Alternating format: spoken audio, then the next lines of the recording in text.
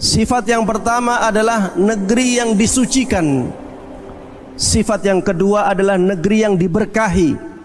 Dan yang paling pantas untuk mendapatkan negeri yang seperti itu adalah kaum muslimin, karena merekalah orang-orang yang benar-benar menjadi hamba Allah yang sebenarnya.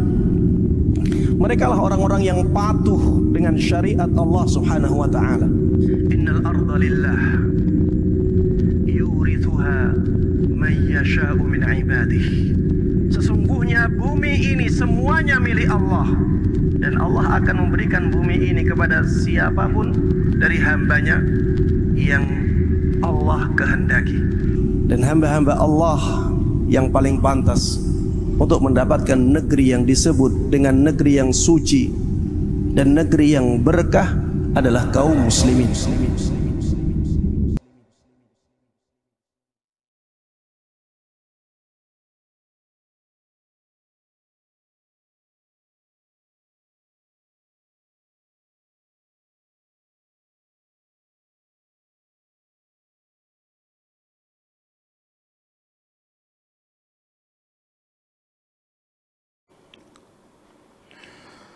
Bismillahirrahmanirrahim. Assalamualaikum warahmatullahi wabarakatuh. Innal hamdalillah nahmaduhu wa nasta'inuhu wa nastaghfiruh wa na'udzu billahi min sururi anfusina wa min sayyiati a'malina. May yahdihillahu fala mudhillalah wa may yudlil fala hadiyalah. Ashhadu an la ilaha illallah wahdahu la syarikalah wa asyhadu anna Muhammadan abduhu wa rasuluh. Qala Allah ta'ala fil Qur'anil Karim, ya ayyuhalladzina amanu taqullaha haqqa tuqatih wa la tamutunna illa wa antum muslimun. Wa qala ta'ala, ya ayyuhalladzina amanu taqullaha wa qulu qawlan sadida yuslih lakum a'malakum wa yaghfir lakum dunubakum wa may yuti'illaha wa rasulahu faqad faza fawzan 'azima. Amma ba'du, fa inna astaqal hadits kitabullah wa khairul huda hudan nabiy sallallahu alaihi wasallam wa syarrul umuri muhdatsatuha wa kullu muhdatsatin bid'ah wa kullu bid'atin dhalalah wa kullu dhalalatin finnar. Para pemirsa Al-Furqan TV, para pendengar radio Al-Furqan, kaum muslimin dan muslimat dimanapun Anda berada, alhamdulillah pada siang hari ini kita bisa melanjutkan kajian kita membahas tentang masalah sunnah-sunnah dalam sehari dan semalam. Dan alhamdulillah kita sampai pada sunnah-sunnah salam, sunnah-sunnah salam yang ketiga, bagian yang ketiga. Dan kita lanjutkan, dan kita akan lanjutkan yaitu sampai di sunnah-sunnah yang ke-6. Baik, penulis semoga Allah Subhanahu wa taala menjaganya mengatakan dalam kitabnya Al-Minahul Aliyah fi bayani as-sunani al-yaumiyah, as-sadis minas sunnati as-salamu inda dukhulil bait. Yang ke-6 termasuk sunnah memberikan salam ketika masuk ke rumah. Jadi yang ke-6 ayolah ikhwah, di antara sunnah-sunnah salam adalah disunnahkan untuk mengucapkan salam, memberikan salam ya ketika masuk ke rumah. Jadi ketika masuk ke rumah mengucapkan assalamualaikum atau assalamualaikum warahmatullahi wabarakatuh. Jadi dengan ucapan salam yang lengkap. Jadi saya ulangi lagi, ya, dia disunnahkan bagi orang ketika masuk ke rumah untuk mengucapkan salam. Dan ayo ikhwah, ini adalah sunnah yang sangat penting. Jadi walaupun itu sederhana, ya dengan mengucapkan salam, tapi jangan sampai untuk ditinggalkan. Karena apa? Seseorang ketika dia mengucapkan salam ketika masuk rumah, maka di situ banyak kebaikan-kebaikannya. Karena salam itu sendiri adalah doa, ya mendoakan bagi orang yang ada di rumah situ, dan juga dia mendapatkan doa ya bagi orang yang dari orang yang menjawab salamnya. Kemudian mendapatkan rahmat dari Allah Subhanahu wa taala, mendapatkan barakah di dalamnya, dan juga mendapatkan pahala dari Allah Subhanahu wa taala. Wa hadza yadkhulu fi umumis salam. Dan ini masuk dalam keumuman salam. Jadi ini masuk dalam keumuman salam, yaitu keumuman disyariatkannya salam. Jadi salam ya itu disyariatkan bukan sekedar ketika berjumpa antara orang muslim dengan orang muslim yang lain, tapi ketika masuk ke rumah maka juga disunahkan mengucapkan assalam, mengucapkan assalamu alaikum. Wadhalika ba'dama yastaku. Dan itu setelah memakai siwak. Jadi salamnya setelah memakai siwak. Jadi di sini kita mengetahui bahwasanya orang ketika masuk ke rumah itu ada beberapa sunnah. Sunnah yang pertama mengucapkan salam dengan mengatakan assalamu alaikum. Sunnah yang kedua disunahkan untuk memakai siwak. Jadi sunnah yang kedua disunahkan untuk memakai siwak. Jadi yang pertama kali adalah memakai siwak dulu, ya kemudian mengucapkan assalamu alaikum. Jadi sebelum mengucapkan salam, sebelum berdoa dengan ucapan salam, maka dia membersihkan mulutnya dulu dengan memakai siwak. Jadi seorang ketika masuk ke rumah, maka juga disunahkan untuk memakai siwak. Karena apa? Seorang ketika masuk ke rumah akan bertemu dengan tuan rumah, akan bertemu dengan keluarganya. Maka apa? Disyariatkan dalam keadaan baik. Dia akan mencium keluarganya, ya dia akan ngomong dengan tuan rumahnya, akan berbicara dengan istrinya, anaknya. Maka apa? Disyariatkan ya supaya memakai siwak, supaya bersih mulutnya, ya supaya bersih mulutnya. Lianna siwaka sunnatun inda dukhulil manzil. Karena siwak adalah sunnah ketika masuk ke rumah. Jadi ketika masuk ke rumah juga disunahkan untuk memakai siwak. Wa hadha huwa al-mawdhi'ur rabi'u min mawadhi'i ta'aqqudi siwaki. Ini adalah tempat yang keempat dari tempat-tempat yang ditekankan untuk memakai siwak. Jadi masuk ke rumah itu disunahkan memakai siwak. Ini adalah tempat yang keempat dari tempat-tempat yang ditekankan untuk memakai siwak. Dan dulu sudah kita jelaskan bahwasanya orang itu ada 4 perkara. Ada beberapa hal, ada beberapa perkara yang disunahkan apa untuk memakai siwak. Yang pertama, ya ketika bangun dari tidur. Ketika bangun dari tidur, ya disunahkan memakai siwak. Karena seorang ketika bangun dari tidur, ya berubah mulutnya, baunya. Maka disunahkan memakai siwak. Kemudian yang kedua, sebelum berwudu. Dan sebelum berwudu, maka disunahkan memakai siwak. Kemudian yang ketiga adalah sebelum sholat. Jadi ketika mau sholat, mau takbiratul ihram, maka disunahkan memakai siwak karena dia mau berhadapan dengan Allah Subhanahu wa taala. Maka disunahkan memakai siwak. Kemudian sunnah yang keempat, ya ketika masuk ke rumah, maka disyariatkan untuk memakai siwak. Nah, li hadis Aisyah radhiyallahu anha, sebagaimana hadisnya Aisyah radhiyallahu anha, inda Muslimin dalam riwayat Muslim, qalat Aisyah mengatakan anna Nabiyya sallallahu alaihi wasallam kana idza dakhala baitahu bada'a bisiwaki. Bahwasanya Nabi sallallahu alaihi wasallam ketika masuk ke rumah, maka Nabi sallallahu alaihi wasallam memulai dengan siwak.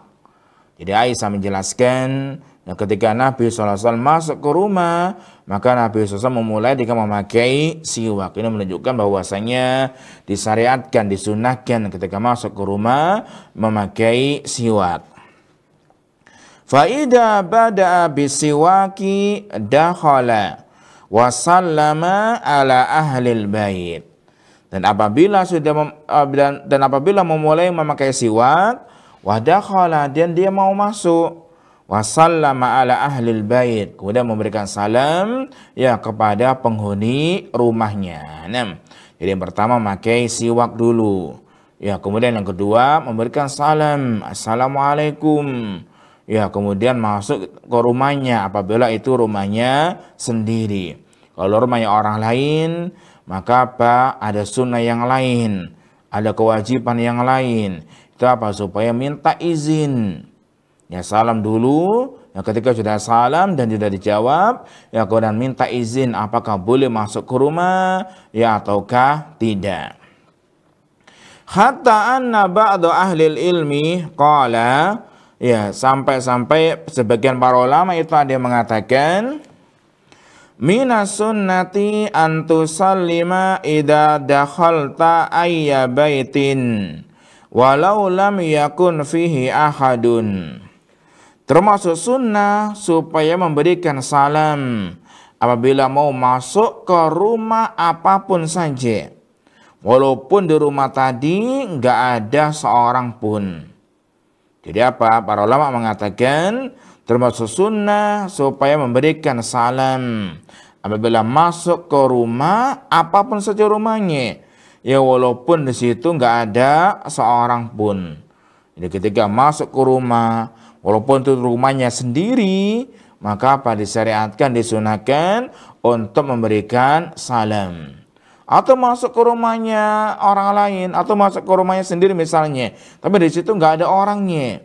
Ya, ada istrinya, ada anaknya, atau nggak ada istrinya, nggak ada anaknya. Ya, dia tinggal sendiri di rumah, maka apa? Tetap ya disunahkan untuk memberikan salam. Atau misalnya apa? Kita mau nginap di hotel, ya mau nginap di hotel, kemudian kita baru masuk, ya kita dikasih kunci kalau masuk ke hotel, ke kamar, maka apa? Tetap ya disunahkan, disyariatkan untuk apa? Memberikan salam. Jadi salam di sini itu apa? Tetap disyariatkan di rumah apapun saja. Ya rumahnya sendiri, rumahnya orang lain, ada penghuni rumahnya atau nggak ada penghuni rumahnya, ya tetap disyariatkan untuk memberikan salam. Liumumi qauli ta'ala, sebagaimana keumuman firman-Nya Allah Ta'ala, faida dakhaltum buyutan fasallimu ala anfusikum tahiyatan min indillahi mubarakatan tayyibatan kadzalika yubayyinullahu lakumul ayati la'allakum ta'qilun. Surat An-Nur ayat yang ke-61. Jadi Allah Subhanahu wa taala berfirman, fa idza dakhaltum buyutan, apabila kalian masuk ke suatu rumah. Rumah di sini adalah umum. Ya rumahnya siapapun saja. Rumahnya dia sendiri atau rumahnya orang lain, ya ada penghuninya atau enggak ada penghuninya. Jadi rumah yang umum, terus fasallimu ala anfusikum, maka berikan salam ya kepada diri-diri kalian. Diri-diri kalian maksudnya apa? Dirinya orang lain. Ya dirinya orang lain. Kenapa Allah Subhanahu wa taala mengatakan ala anfusikum, ya pada diri-diri kalian? Ya karena apa? Jiwanya manusia aslinya adalah satu. Ya jadi jiwanya manusia seorang mukmin ya dengan mukmin yang lain itu aslinya apa? Satu jiwa. Al-mu'minu lil mu'mini kal bunyani yasuddu ba'duhu ba'dan. Sebagaimana sabda Nabi sallallahu alaihi wasallam. Jadi mukmin satu dengan mukmin yang lain, ya kal bunyan seperti sebuah bangunan yang saling menguatkan antara satu dengan yang lainnya. Ya bahkan Nabi SAW menjelaskan dalam hadis yang lain, ya itu apa? Kal jasadil wahid. Orang mukmin satu dengan mukmin yang lain itu apa? Seperti satu jasad. Ya, satu badan.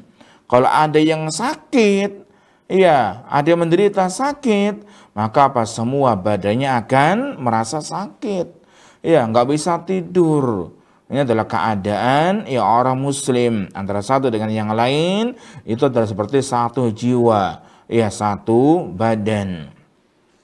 Tahiyatan min indillahi, sebagai penghormatan dari Allah Subhanahu wa taala. Di salam adalah penghormatan dari Allah Subhanahu wa taala, mubarakatan thayyibah, yang berbarokah, banyak kebaikannya, thayyibah yang bagus, yang baik. Kadzalika yubayyinullahu lakumul ayati la'allakum ta'qilun. Yang demikian itu Allah Subhanahu wa taala menjelaskan kepada kalian ayat-ayatnya la'allakum ta'qilun, ya supaya kalian berakal, ya supaya kalian faham. Qala Ibnu Hajar rahimahullah, Ibnu Hajar rahimahullah mengatakan, wa yadkhulu fi umumi ifsa'is salami 'ala nafsi liman dakhala makanan laisa fihi ahadun. Dan masuk dalam keumuman menyebarkan salam, yaitu salam kepada dirinya sendiri. Liman dakhala makanan, bagi siapa yang masuk ke suatu tempat laisa fihi ahadun, di situ enggak ada seorang pun. Jadi masuk dalam keumuman supaya menyebarkan salam adalah menyebarkan salam kepada bagi orang yang masuk ke suatu tempat yang situ enggak ada orangnya, yang enggak ada seorang pun. Yang ketika masuk ke rumah situ enggak ada orang siapapun, yang kecuali dia sendiri karena dia tinggal sendirian, maka tetap disyariatkan, disunahkan untuk memberikan salam. Karena apa? Kalau dia memberikan salam, maka mungkin di situ ada malaikatnya.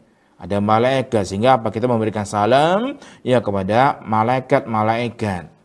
Liqaulihi ta'ala, sebagaimana firman-Nya Allah Subhanahu wa taala, fa idza dakhaltum buyutan fasallimu ala anfusikum.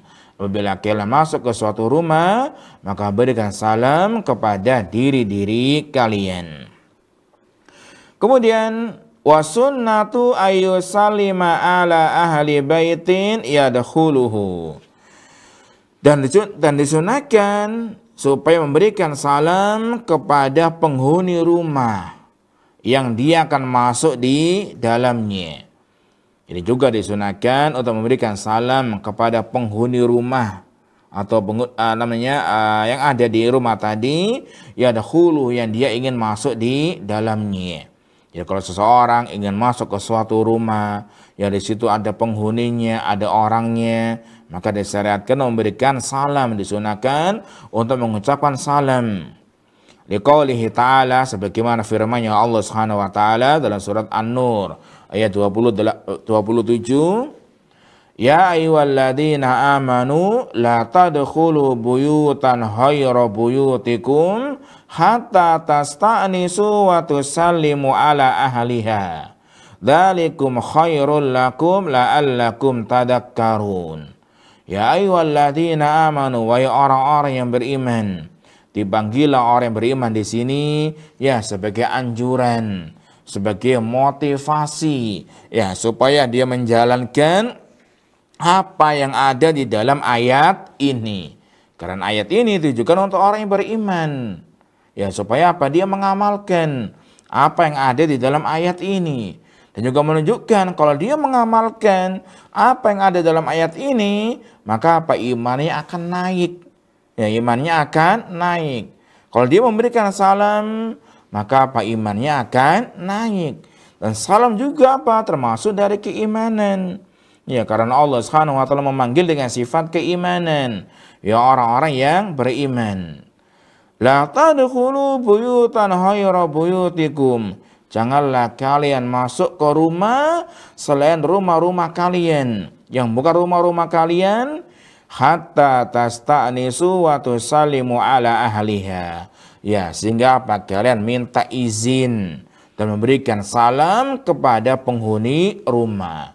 Jadi apa? Kita diperintahkan oleh Allah Subhanahu wa taala. Kalau kita beriman kepada Allah Subhanahu wa taala, jangan masuk ke rumah yang mana di situ adalah rumahnya orang lain, ya bukan rumah kita, ghayra buyutikum, ya selain rumah-rumah kalian, sehingga apa? Kita minta izin dengan ngomong, apakah boleh saya masuk, apakah saya diizinkan boleh masuk? Ya permisi, boleh nggak saya masuk? Namanya apa? Minta izin dan memberikan salam ya kepada penghuni rumahnya. Kemudian Allah Subhanahu wa taala mengatakan, "Dzalikum khairul lakum la'allakum tadhakkarun." Yang diberikan itu lebih baik untuk kalian supaya kalian itu ingat, ya, supaya kalian mengingat. Jadi dzalikum khairul lakum, yang demikian itu apa? Lebih baik untuk kalian. Jadi minta izin dan memberikan salam ketika masuk ke rumahnya orang lain itu apa? Lebih baik. Banyak kebaikannya. Ya, banyak fadilahnya. Apa fadilahnya? Apa kebaikannya? Kita minta izin memberikan salam ketika masuk ke rumahnya orang lain. Yang pertama, mengikuti perintah Allah Subhanahu wa taala. Kalau kita mengikuti perintah Allah Subhanahu wa taala, maka apa? Pasti di situ banyak kebaikannya, banyak maslahatnya. Ya, banyak maslahatnya, banyak kebaikannya. Karena Allah Subhanahu wa taala memerintahkan sendiri. Kalau Allah Subhanahu wa taala memerintahkan, maka apa? Di situ pasti ada kebaikannya. Kemudian yang kedua, ya kebaikannya apa? Kita akan berakhlak dengan akhlak yang mulia. Jadi kalau kita masuk ke rumahnya orang lain, minta izin dulu, memberikan salam, berarti kan akhlak yang mulia. Ya, orang itu apa? Senang dengan kita. Ya, kalau kita punya adab, punya etika, ya, punya akhlak yang bagus, ya, ketika masuk ke rumahnya orang lain. Beda kalau tanpa izin, tanpa permisi, iya, tanpa salam langsung nyelonong. Ya, maka apa itu bukan orang yang baik. Ya, mereka adalah orang yang nggak punya adab, yang nggak punya etika. Kalau kita minta izin dulu, ya, kalau memberikan salam, maka apa? Kita akan berakhlak dengan akhlak yang mulia. Kita akan beradab dengan adab-adab Islam. Kemudian kebaikan yang ketiga, ya ikhwah, ya, supaya apa? Kita tidak melihat auratnya orang lain. Supaya kita tidak melihat rahasia-rahasianya orang lain. Ya, kalau kita masuk ke rumahnya orang lain tanpa salam, ya, tanpa izin, bisa jadi apa? Kita masuk ke rumahnya orang lain, di situ apa? Orang lain tadi apa? Dalam keadaan membuka auratnya. Namanya rumah. Ya, tempat untuk istirahat, tempat untuk melepas baju, ya, lepas celana. Ya, kalau kita masuk ke rumahnya orang lain tanpa izin, maka apa? Bisa melihat auratnya orang lain. Jadi apa? Nggak diperbolehkan, hukumnya haram. Lebih-lebih kalau rumah tadi ada perempuannya. Ya, lebih perempuannya, banyak perempuannya. Maka untuk menghindari fitnah, maka apa? Diperintahkan supaya minta izin dan juga apa? Untuk memberikan salam.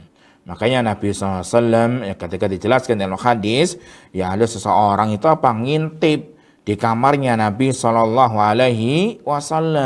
dan Nabi apa? Sedang menyisir rambutnya. Ya, kemudian Nabi mengatakan, kalau kamu melihat, ya maka apa? Saya tunjuk apa? Matamu. Inna maju ilal istidanu li ajlil basar. Karena izin itu dijadikan ya karena apa? Pandangan. Ya, supaya kalian nggak memandang rumahnya orang lain yang ada di dalam, maksud dalam rumahnya orang lain atau auratnya orang lain, maka apa? Disyariatkan supaya minta izin. Kemudian keempat, ya ikhwah, ya termasuk kebaikan dari minta izin dan memberikan salam, supaya dia tidak dituduh masuk rumahnya orang lain dengan tiba-tiba untuk melakukan kejelekan. Ya, supaya dia tidak dituduh melakukan kejelekan, maka apa? Harus minta izin.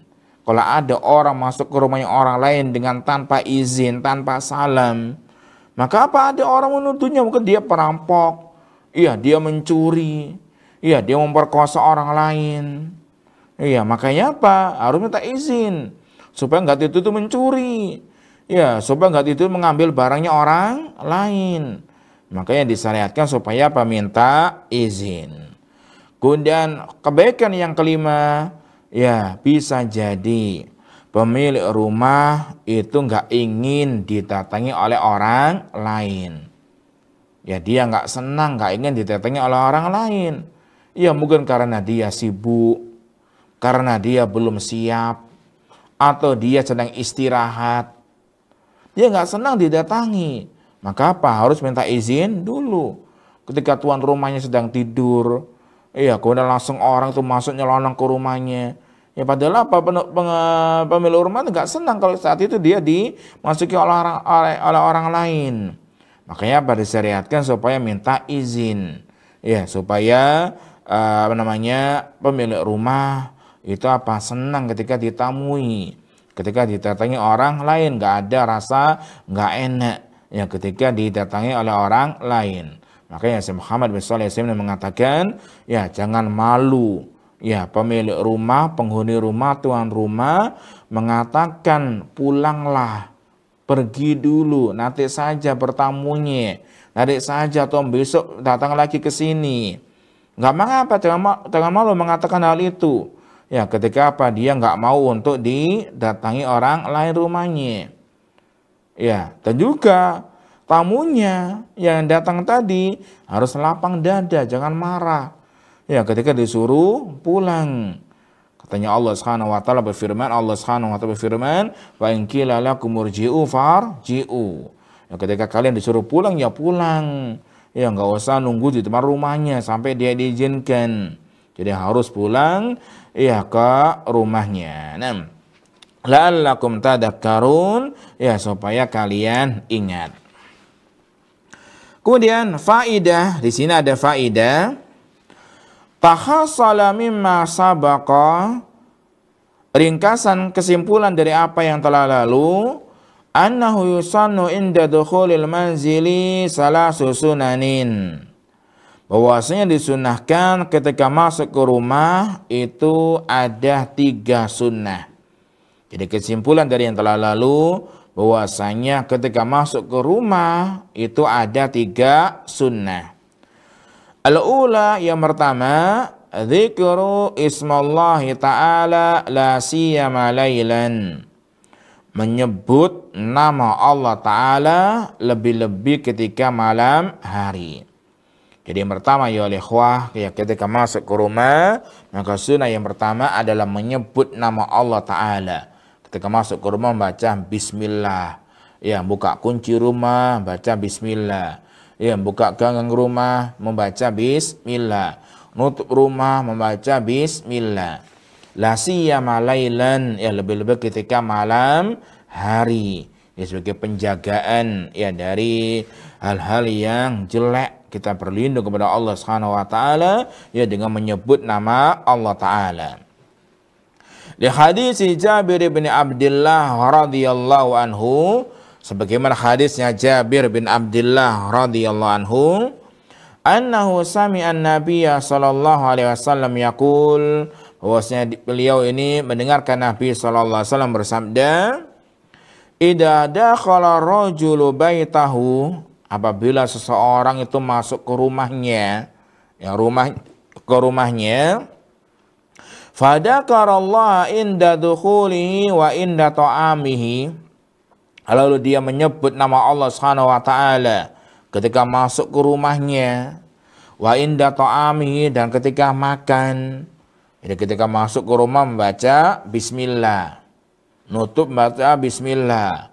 Kemudian ketika makan, ya makan malam atau makan siang membaca bismillah. Qala syaitan, kemudian setan itu mengatakan, la mabita lakum, gak ada tempat tinggal untuk kalian wahai setan, wahai teman-temanku. Ya, setan ngomong ke teman-temannya, la mabita lakum, gak ada tempat tinggal untuk kalian. Karena gak akan bisa tinggal di rumah ini. Karena penghuninya iya sudah baca bismillah ketika masuk ke rumah. Jadi ada penghalangnya. Wala asa, dan juga apa? Gak ada makan malam di rumah ini. Ya, karena si pemilik rumah baca bismillah ketika makan. Wa idza dakhala falam yadhkurillaha inda dukhulihi, dan ketika masuk ke rumah dan dia enggak menyebut nama Allah Subhanahu wa taala ketika masuk ke rumah, dia buka pintu enggak baca bismillah, Qala syaitan, maka setan mengatakan, adraktumul mabit. Ya, malam ini kalian ada tempat tinggal. Ini ada penginapan gratis. Ya, bisa tinggal di rumah ini. Karena apa? Pemilik rumahnya nggak baca bismillah. Jadi setan bisa tidur di rumahnya. Wa idza lam yadhkurillaha inda ta'amihi qala adraktumul mabita wal asya. Dan apabila dia nggak menyebut nama Allah ketika makan, qala, setan mengatakan, adraktumul mabita wal asa. Ya, kalian mendapatkan tempat tinggal dan juga makan malam. Jadi ketika tuan rumah yang ketika makan nggak baca bismillah, maka setan mengatakan, ya malam ini kalian dapat tempat tinggal. Malam ini juga ya kalian dapat makan malam, makan sore hari. Ya gratis, karena apa? Si pemilik rumahnya nggak membaca bismillah. Hadis rawahu Muslim. Jadi membaca bismillah ya ikhwah sangat penting sekali. Barokahnya apa? Banyak sekali. Ya ketika orang itu membaca bismillah. Ya ketika membaca bismillah, ya orang ketika masuk kamar mandi, kemudian membaca bismillah, maka apa? Setan nggak akan bisa melihat auratnya. Ada penghalang auratnya dia. Penghalang auratnya manusia dengan matanya. Setan akan baca bismillah. Ketika menyembelih kurban, menyembelih sapi, menyembelih ayam, ketika dia baca bismillah, maka apa? Sembelihannya menjadi halal. Coba kalau dia baca bismillah, maka apa? Jadi bangkai. Ya, jadi bangkai nggak menjadi haram, nggak boleh dimakan. Ya, ketika masuk ke rumah baca bismillah, setan nggak bisa bermalam di situ. Ketika makan baca bismillah, maka setan nggak bisa ikut makan bersama dia. Ini adalah keutamaan ya dari bacaan bismillah. Kemudian yang ketiga ya ikhwah, yang kedua di antara sunnah ketika masuk ke rumah, asaniyatu asiwak. Yang kedua adalah asiwak, memakai siwak. Jadi sunahkan ketika masuk ke rumah memakai siwak. Di hadis Aisyah radhiyallahu anha inda Muslimin wa qad taqaddama. Sebagaimana hadis Aisyah radhiyallahu anha yang diriwayatkan oleh Imam Muslim dan ini sudah berlalu tadi hadisnya. As-salisa, yang ketiga di antara sunnah ketika masuk ke rumah, assalamu ala ahlil bait. Memberikan salam kepada penghuni rumah. Jadi yang ketiga memberikan salam ya kepada penghuni rumah. Sekaligus ya minta izin kalau itu ya bukan rumahnya dia, tapi rumahnya orang lain. Jadi apa perlu diingat ya ketika masuk ke rumah ada 3 sunnah. Sunnah yang pertama adalah membaca bismillah. Sunnah yang kedua memakai siwak, Sunnah yang ketiga adalah memberikan salam. Salam ya kepada istrinya, kepada anaknya, mengucapkan assalamu alaikum. Kalau masuk rumahnya orang lain harus dengan isti'dzan, harus dengan minta izin. Baik, sekarang kita lanjutkan yang ketujuh ya di antara sunnah-sunnah salam. Minas sunnati khafdus sauti bisalami idza dakhala ala qaumin wa fihim naimun. Termasuk sunnah merendahkan suara ketika salam apabila masuk ke suatu kaum dan di antara mereka ada yang tidur. Jadi yang ketujuh di antara sunnah-sunnah salam termasuk sunnah adalah melirihkan suara, merendahkan suara, menurunkan suara dengan ucapan salam. Kapan? Apabila masuk ke suatu kaum dan di situ ada yang sedang tidur.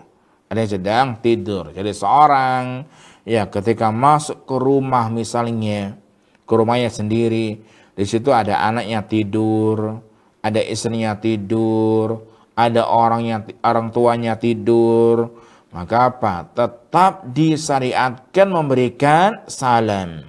Tapi apa salamnya? Dengan suara yang lirih, dengan suara yang agak rendah, menurunkan suara salamnya. Jadi dengan mengucapkan salam, assalamualaikum, tapi apa? Tidak keras-keras, tidak membangunkan orang yang tidur. Tapi apa? Bisa didengarkan oleh orang yang tidak tidur.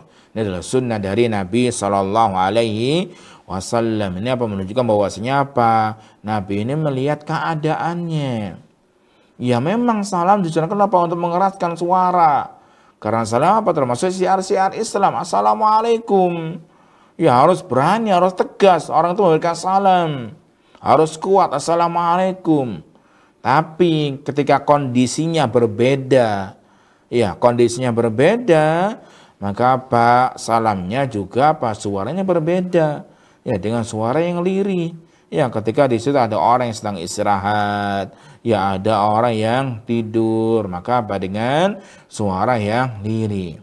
Atau misalnya seorang ketika mau bertamu, tapi mungkin di situ ya tuan rumahnya sedang tidur, tapi dia mendesak harus bertamu, harus memberikan sesuatu karena ada undangan atau ada apa gitu, ingin bertemu dengan tuan rumah, tapi di situ mungkin tuan rumahnya tidur, maka apa? Juga dengan suara yang lirih saja, dengan suara yang lirih, jangan sampai dengan suara yang keras sehingga mengganggu ya orang yang sedang tidur. Wa hakada kana yaf'alun Nabi sallallahu alaihi wasallam. Inilah yang dilakukan oleh Nabi Sallallahu Alaihi Wasallam. Jadi ini yang dilakukan oleh Nabi Sallallahu Alaihi Wasallam. Jadi Nabi Sallallahu Alaihi Wasallam ya melihat keadaan. Jadi melihat keadaannya. Kama fi hadis Al-Miqdad ibn al-Aswad radhiyallahu anhu. Sebagaimana dalam hadis Al-Miqdad bin Aswad radhiyallahu anhu. Fa fihi qala, di dalamnya dia mengatakan, dia ini bercerita, fakunna nakhtalibu, dahulu kami ini memerah susu unta, fayasrubu kullu insanin minna nasibahu, maka setiap orang dari kami itu meminum jatahnya. Ini setiap orang dari kami itu meminum jatah susu tadi. Wa narfa'u lin-nabi sallallahu alaihi wasallam nasibahu, dan kita ini memberikan kepada Nabi SAW bagiannya. Qala, kemudian Miqdad mengatakan, fayaji'u minal lail, lalu Nabi ini datang pada malam hari, ketika malam hari, fayusallimu tasliman la yuqidu naiman wa yasmi'u al-yaqdan. Maka Nabi datang malam hari dan Nabi memberikan salam dengan salam yang tidak membangunkan orang yang tidur dan bisa didengar oleh orang yang tidak tidur. Ini adalah adabnya Nabi Sallallahu Alaihi Wasallam, kemuliaan akhlaknya Nabi Sallallahu Alaihi Wasallam.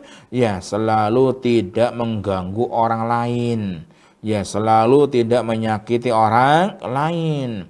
Karena menyakiti orang mukmin, yaitu hukumnya adalah haram, ya tidak diperbolehkan, la dharara wa la dirar. Enggak boleh memudaratkan orang lain dengan sengaja atau enggak sengaja. Ya, maka apa hukumnya adalah haram. Jadi berikan salam, ya sunnah disunahkan. Tapi kalau di situ ada orang yang tidur, maka apa harus dengan suara yang lirih, ya dengan cara merendahkan suara salamnya. Baik, sekarang kita lanjutkan yang ke-8 di antara sunnah-sunnah ketika salam.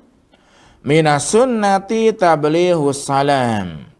Termasuk sunnah adalah mengirimkan salam. Termasuk sunnah adalah mengirimkan salam dan menyampaikan salam. Tablighus salami sunnatun. Mengirimkan salam hukumnya adalah sunnah. Jadi mengirimkan salam kepada orang lain hukumnya adalah sunnah. Misalnya dia mengatakan kalau ketemu orang lain, ya sampaikan salamku kepada si fulan. Sampaikan salamku kepada bapakmu. Itu namanya apa? Mengirimkan salam. Jadi mengirim salam itu hukumnya sunnah. Lebih-lebih kalau dia kenal dengannya, dekat dengannya, Maka apa? Disunahkan untuk memberikan salam mengirimkan salam kepada dia. Ala khilafi baina ahli ilmi kama sayati bi ikhtisar. Ya, walaupun para ulama berbeda pendapat tentang masalah ini dan ini akan dijelaskan secara ringkas. Ka'ayyaqula laka sakhsun, seperti seseorang yang ngomong kepada kita, salamun salim li ala fulan, sampaikan salamku kepada si fulan. Ya, dia ngomong kepada kita, nitip salam, yang ngirim salam, salim li ala fulan, tolong sampaikan salamku kepada si fulan. Kalau ketemu si fulan, ya sampaikan salamku kepada si fulan. Fa inna minas sunnati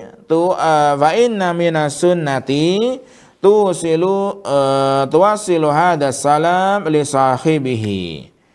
Dan termasuk sunnah juga menyampaikan salam ini kepada orang yang disalami. Jadi apa di sini ada dua. Yang pertama nitip salam, ngirim salam, maka hukumnya adalah sunnah. Kemudian yang kedua menyampaikan titipan salam tadi kepada orang yang disalami, ya kepada orang yang dapat salam tadi.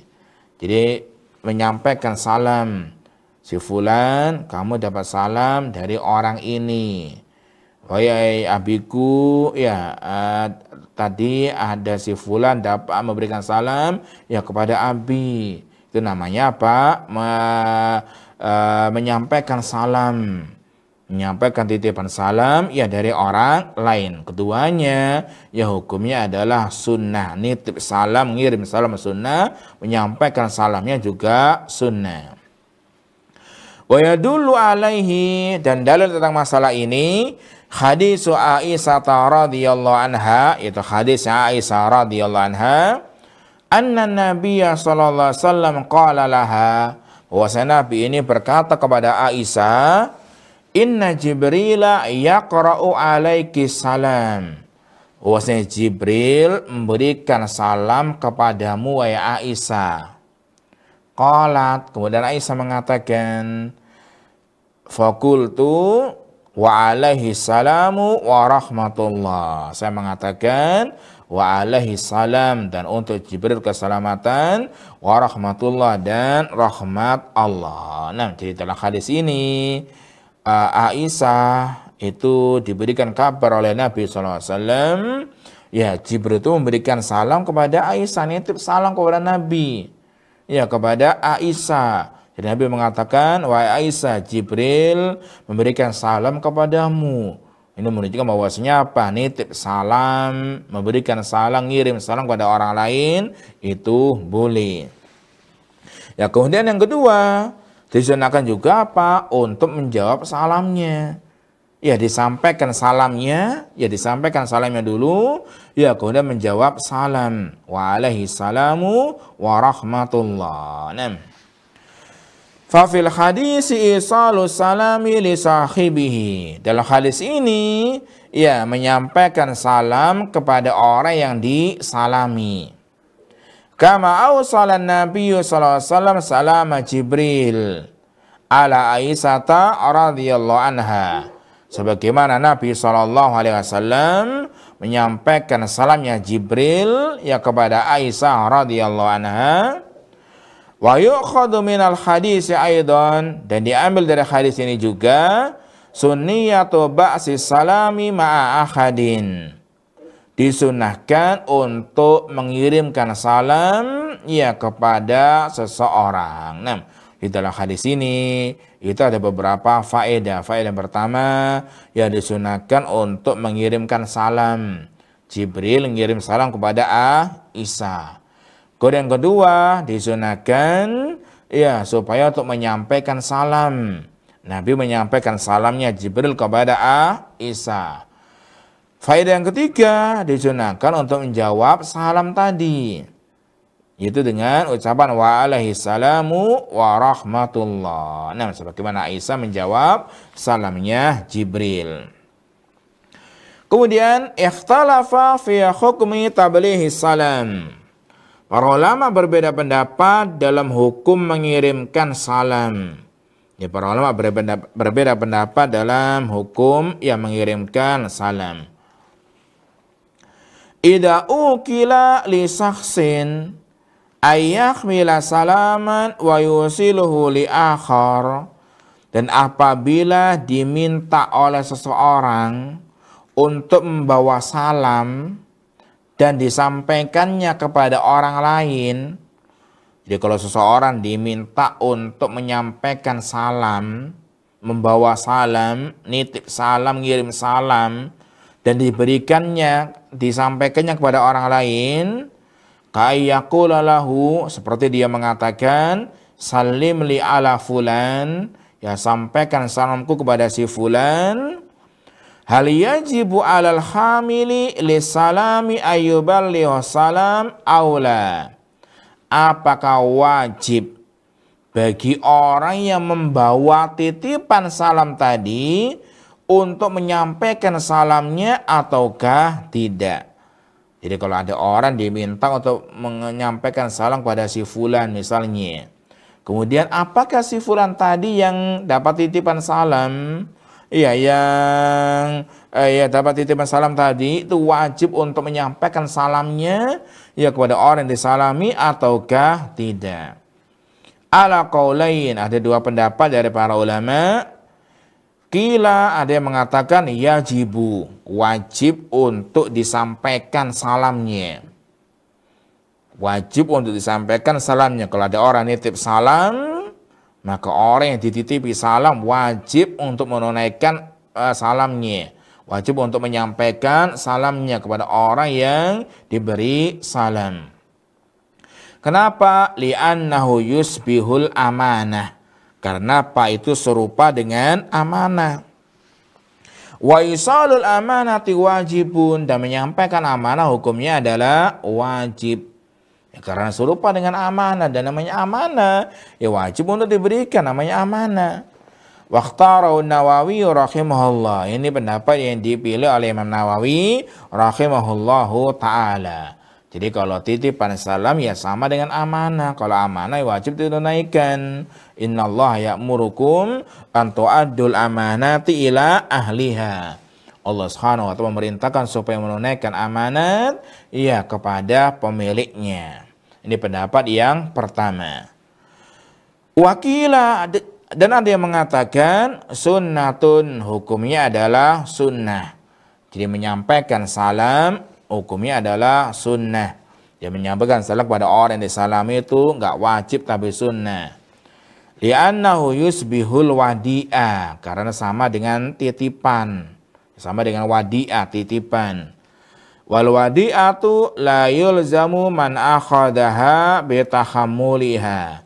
Dan namanya titipan yang enggak wajib bagi orang yang mengambilnya ya untuk membawanya, menanggungnya, illa idza takafala biha, kecuali kalau dia sudah menjaminnya, ya dia sudah menanggungnya, dia janji untuk diberikan, ya maka wajib untuk disampaikan. Waqtarahu Ibnu Hajar rahimahullah. Dan pendapat ini dikuatkan, dipilih oleh Ibnu Hajar rahimahullahu ta'ala. Nah, jadi ada dua pendapat dari ulama. Ada yang mengatakan hukumnya wajib disampaikan. Ada juga mengatakan hukumnya adalah sunnah. Ya, dianjurkan untuk disampaikan salamnya. Tapi di sini ada poin penting di masalah ini. Seharusnya ya bagi orang yang nitip salam, yang ngirimkan salam itu apa? Harus melihat kepada keadaan orang yang dititipi salam tadi. Apakah memudaratkan dia ataukah tidak?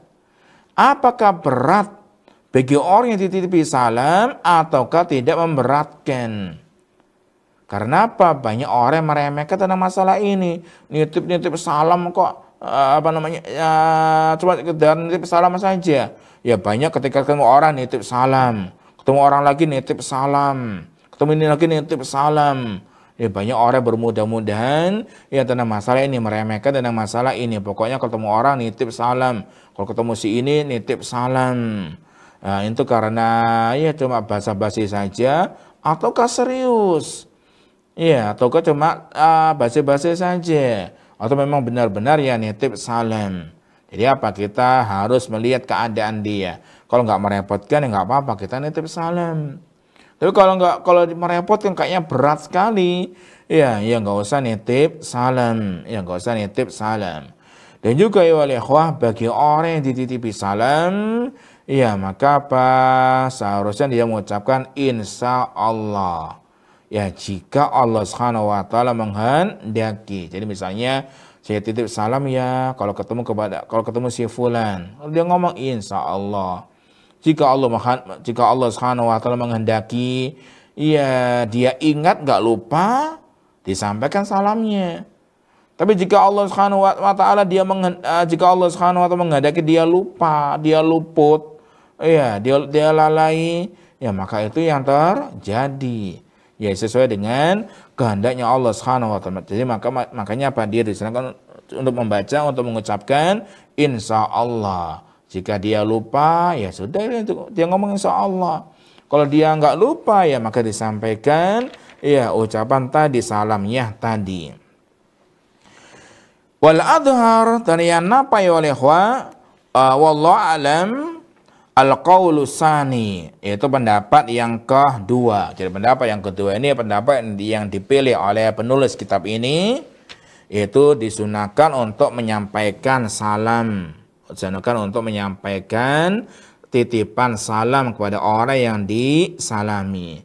Kecuali kalau itu memang dia sudah janji. Ya sudah janji untuk menanggung ya salam tadi, maka wajib untuk disampaikan. Tapi kalau dia nggak janji, ya kalau dia ada orang nitip nanti salam kepada dia diam saja. Atau ya nanti kalau ketemu saya sampaikan. Kalau saya ingat ya saya sampaikan. Ya maka itu hukumnya adalah sunnah. Karena apa? Dia nggak janji. Nah. Wa anna tabligh as-salami sunnatun fil asli. Bahwa saya menyampaikan salam hukumnya sunnah dalam asalnya illa ayyastaminahu al-musallim. Ketika orang yang memberikan salam ya sudah mempercayakan kepadanya, fayaqulu lahu, lalu dia mengatakan amanatun ma'aka antu sila assalamu li fulan. Amanatun ma'aka antu sila salam li fulan. Ini amanah. Ini adalah amanah ya bersamamu, ya kamu sampaikan salam kepada si fulan. Ya seakan-akan apa itu? Ya dia dipercaya. Dia punya janji kepadanya. Pokoknya ini adalah amanah, sampaikan salamku kepada si fulan. Au nakhwiya minal ibaratil lati tuqayyidu bikauniha amanatan. Atau dengan ungkapan-ungkapan yang lain yang mengkaitkan itu adalah amanah, wa tahammalaha al-muballigh wa qabila bitawsiliha. Dan orang menyampaikan dia sudah menjamin, sudah mau dan menerima untuk menyampaikan salamnya. Nah, jadi kalau dia sudah janji, ungkapan-ungkapan yang memastikan dia mau, ya dia berjanji, ya saya akan menyampaikan salam ini. Ini adalah amanah. Ya, atau saya jamin salamnya akan sampai misalnya. Maka seperti ini apa? Wajib untuk disampaikan. Ya wajib untuk disampaikan. Tapi kalau dia nggak berjanji, ya dia nggak berjanji kalau ketemu, ya saya ini sampaikan. Kalau saya lupa, ya bagaimana lagi? Atau dia mengucapkan insya Allah, maka hukumnya adalah sunnah. Ya nggak wajib untuk menyampaikan ya titipan salam. Nah, bagi oleh ikhwan ini yang dapat saya sampaikan pada siang hari ini. Karena masalah ini nanti masih panjang, ya masih panjang, dan insya Allah kita lanjutkan pada pertemuan akan datang. Insya Allah masih membahas tentang masalah yaitu sunnah menyampaikan salam. Ya, sunnah menyampaikan salam karena penulis di sini akan menyampaikan ucapan Ibnu Hajar rahimahullah dan Imam Nawawi yang berkaitan dengan nitip salam atau ngirim salam ya kepada orang lain. Bagaimana hukumnya dan bagaimana apakah dia sunnah atau hukumnya adalah wajib. Nah, tapi ya ikhwah, ini dapat saya sampaikan. Wa akhiru da'wana alhamdulillahirabbil alamin. Wassalamualaikum warahmatullahi wabarakatuh. Al Furqan TV, saluran pendidikan, dakwah dan inspirasi Islami.